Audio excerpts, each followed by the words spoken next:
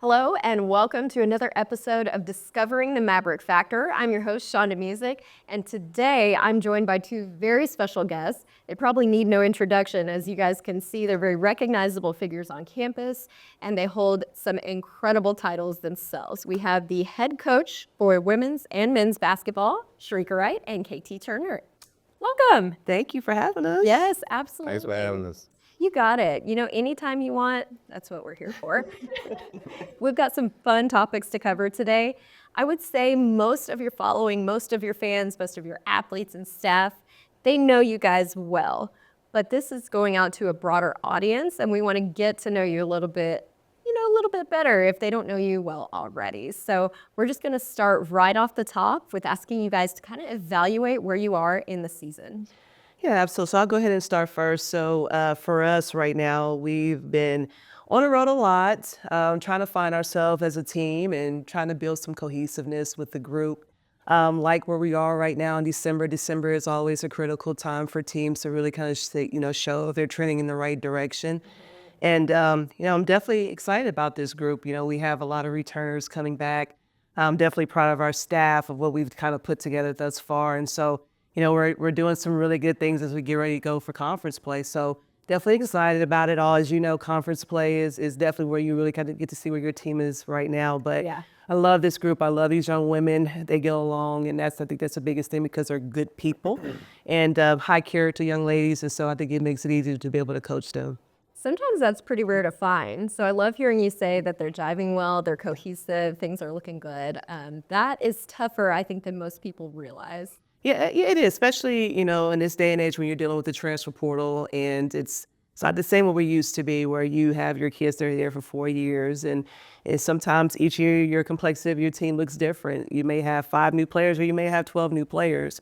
And so when you do bring that in, it is something that it's an unknown. And so I know for us as coaches, KT probably agrees to this, you don't know. And so you just got to try to go through the season. You try to do a lot of team building exercises. You try to spend a lot of time, with your players and get to know them as a person.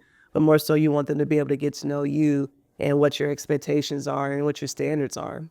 Very good. KT, how about you guys? Where we're at right now, we play, like Coach, we've been on the road a lot. We played some really tough competition. We've only played 3 games with our full team. We had some injuries. One of our better players, Lance Ware, had to sit out 5 games. So we're, like she said, we're finding ourselves also, and we feel like we're right there to where we're ready to break through and start winning some big games. But we still have a lot of work to do.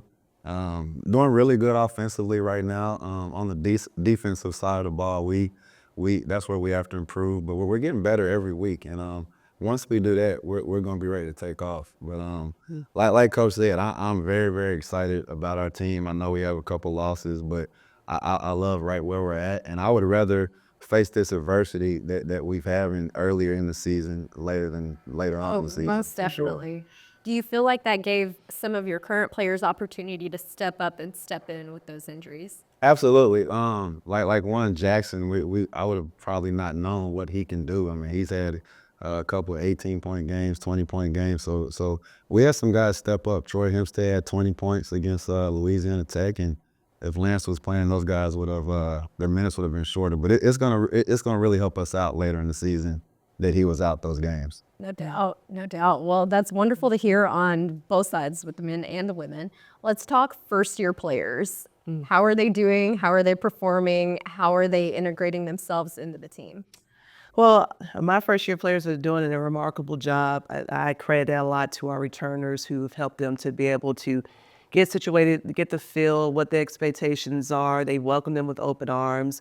And so I've been thoroughly impressed with them. They've stepped right in. Their work ethic, their commitment to UTA and what that means to us has been really, really big. So I obviously have no complaints with that. They've really, really bought into the system. So, we can talk about a couple of those players. Coy Love especially is a player of mine that I actually had a chance to coach when I was at Vanderbilt, who comes with a lot of experience. And so, it's been a journey for her. And, what we try to talk about is just taking it one day at a time and being a good teammate. And she's really embraced that.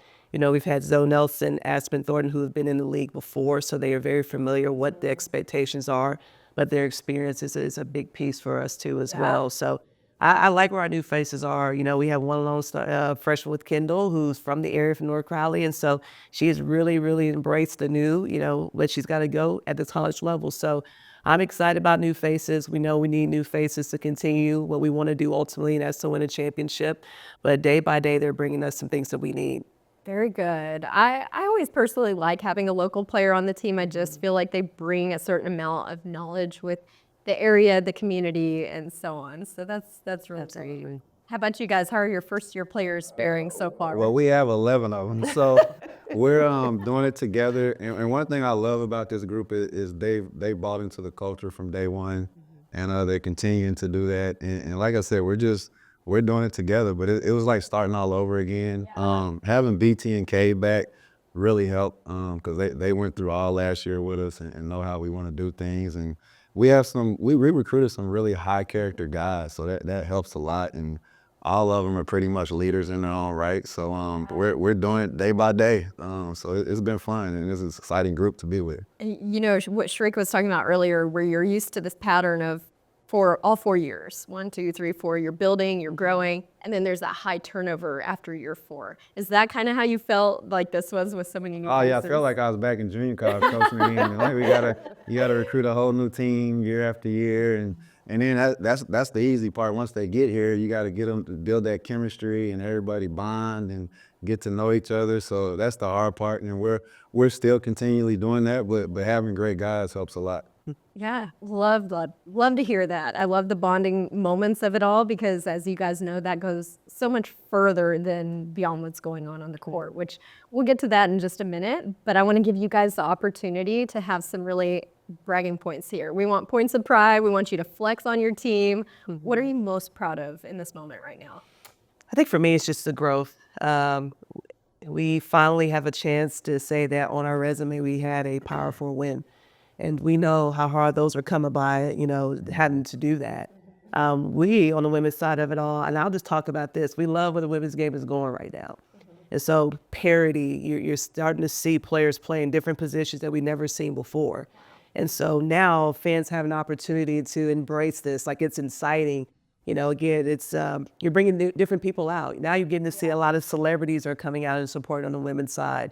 Again, on our side, our men are supporting us. A lot of our teams across the campus are supporting us. The relationships that are being built, I think it's a big thing for us too as well. So, anytime that we can embrace that, you get to be talking about that. And so, once you do those things, I think that that's always a big thing for your program. It's a highlight of your program. And it's a big selling point in recruiting. Now you can really kind of tap into some different things.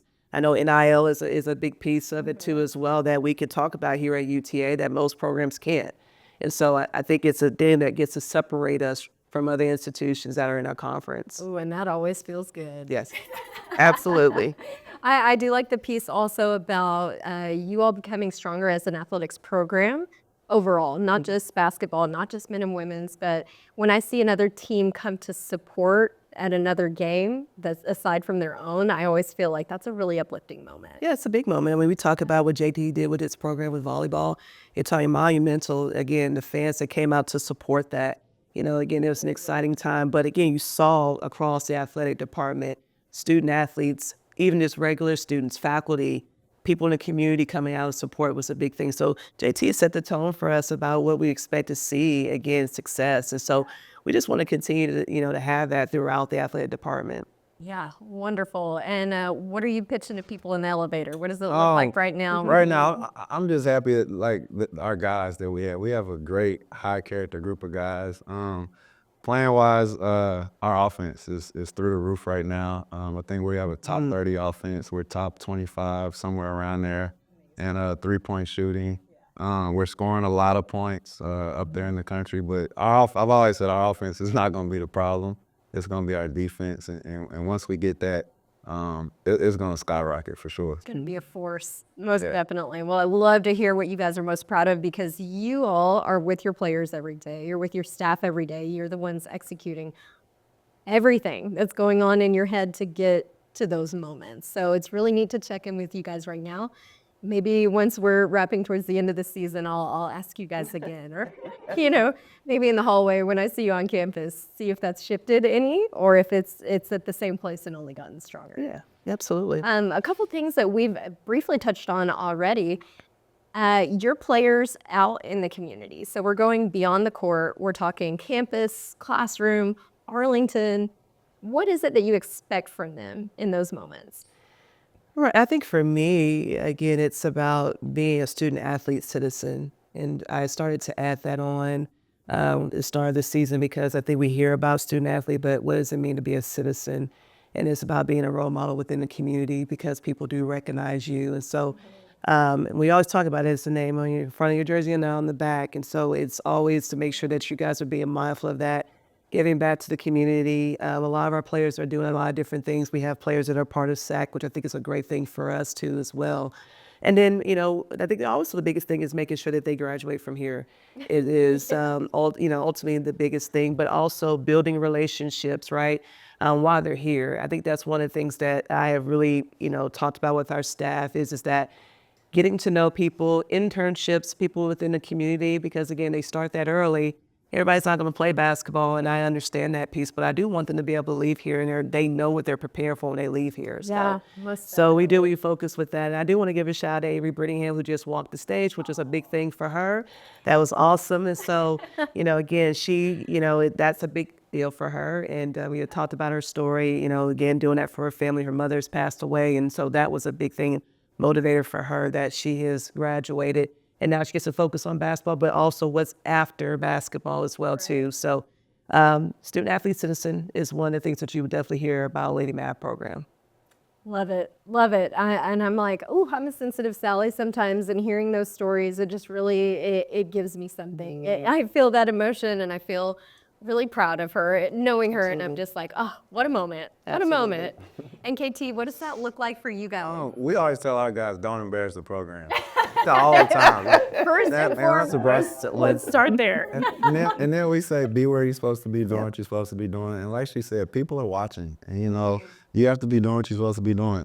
We're huge on being on time. 10 minutes early is on time. A minute behind that is not. But they're supposed to act like they have sense and just do what they're supposed to do. And like I said, we have great young men, and they know that, and they know the difference. And we haven't had any problems at all this year, and they've just been great. Oh, that is nice to hear. Oh, I love your just start strong. Don't forget.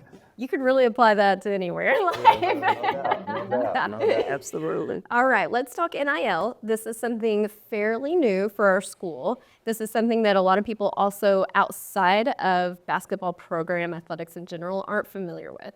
So I want you guys to talk a little bit in layman's terms about how that affected recruiting and what that means for UTA. KT, you want to go? Yours. Well, for us, on our side, guys want money. They do. When we recruit them, it's probably the first or second question that they ask about.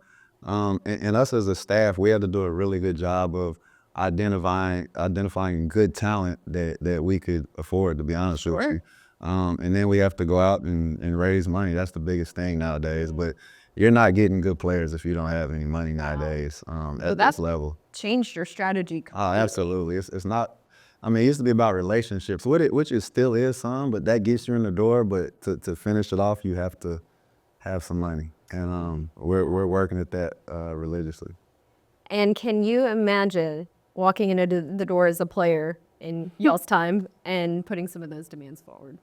I usually be happy when I would just get my little check for a couple $100. So I can't imagine these guys nowadays. Huge shift. Yeah. I probably wouldn't be coaching right now. I probably would ask for a whole bunch of money. As good as you were, you would have got you would have been the poster. Listen, I would probably be set right now if I dealt with NIL at this very moment. But obviously on the women's side, I think where you probably see a lot of NIL going on is probably at the Power 4 level. For us, it's fairly new. Dream City Sports is an organization that we deal with on NIL. And we talk about it because for the most part, from our student athletes that, we are recruiting, they're just probably just, grateful that they get a chance to be able to play somewhere that, again, their education is paid for. A lot of families are not familiar with it, but it's starting to become something that's really, really big. And, I think next year the complexity of what NIL looks like is going to be so much different than what we are right now. And so you're talking about scholarships. How does that look? Right. It's so much stuff. The NCAA is changing. And so we're trying to educate ourselves and prepare ourselves to work forward to see, now, that Power 4 kid that may be in the portal wants to come back home. But now it's a little bit more enticing just because, hey, you got a little bit of more money to be able to explore with. We also utilize the whole thing with the WNBA with the Dallas Wings. That's another piece that has been big for us to utilize as well. So we're just kind of adjusting as, year by year, but we're trying to be ahead of the curve to prepare ourselves for it. Oh, I love that. Now, I'm thinking in terms of the way that you're preparing your athletes for different situations, right? We talk about adversity a lot in sports. We talk about shifting, changing, thinking on your feet.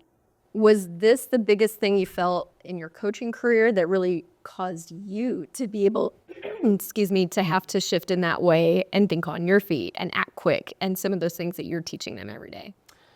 Yeah, I mean, yes, obviously for me. But again, so I always thought that basketball, for being a head coach, you got to think outside the box anyways. Yeah. You have to be different than, your counterparts. I mean, there's going to be always something that you don't have that they have.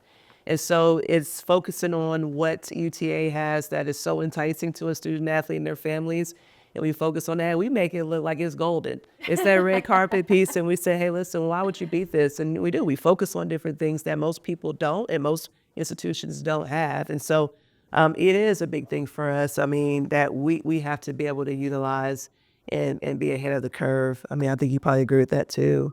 Yeah, if you were to rapid fire some of those things that you do bring to the table to sell UTA and say you got to be here, what comes to mind? Well, first thing is the location, right? We got 2 airports. Most places don't have that, right? Yeah. It is, and it's always a question from families is that how can I, get to see my child play? Well, it's easy to be able to come in and out and to be able to do that. And we talk about, again, where we're playing as the first and foremost thing too, how diverse the campus is. I think that's one of the reasons why, again, I did say that UTA is a place for me.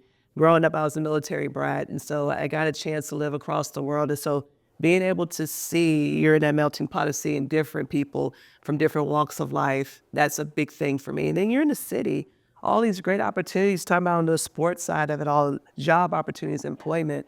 Why not sell that piece of it too for us from that standpoint? Because we do have a lot of student athletes that will not play after that. But again, it's an opportunity for you guys to connect because it's all about who you know. Right. We talk about that all the time. And so we as a staff do a really good job of getting out in the community, connecting our community, our businesses. And we say, hey, we got this great student athlete that I think would be great for you. Why you guys come check this out? Let's get her in front of you. See, this gets me excited because I'm a homegrown kid. I grew up in Arlington. I went to school here, and it gets me fired up all over again because you two in particular have the choice to be anywhere you want to be.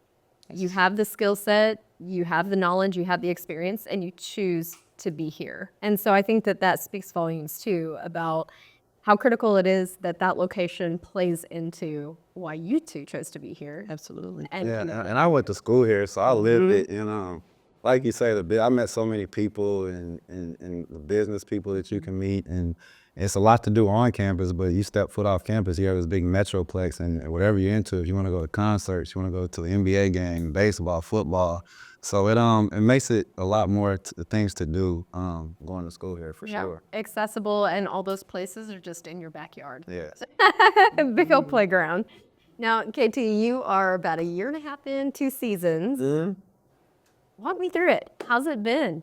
It's been a whirlwind. I've really learned to be patient. That's the biggest thing I've learned, because as an assistant, you have all these ideas in your head of how it's gonna go, and you're gonna do this and do that, but the game has a way of showing you things aren't gonna go the way you want them to go, and you have to take twists and turns and be patient. I've gone to Coach Wright and asked her questions, and it's just a big learning experience, but I wouldn't trade it for the world. It's been fun, and people always ask me that, and I've coached at Kentucky, I've coached at Texas, Oklahoma, Wichita State, SMU, which are unbelievable jobs, but this is the funnest job I've ever had, and it's just been great.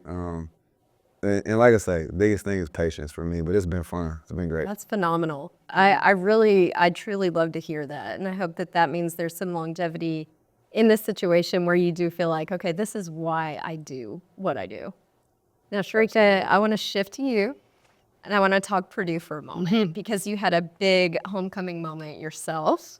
Walk us through what that was like, how it felt. I personally got to see a lot of that come through social media channels, and I just was in awe of your experience. Yeah. But I want to hear it firsthand. Yeah, so when we decided to go play Purdue, my former teammate Katie Geralds and I had a conversation, and I was so grateful from administration to make it work, dates and times, because I told them, hey, listen, I don't want to come up there in December. I don't want to be stuck, in the snow. I didn't want to deal with that in the Midwest, and so we made it work. But I thought they did an unbelievable job. I thought our marketing department did an unbelievable job as well too, from the graphics.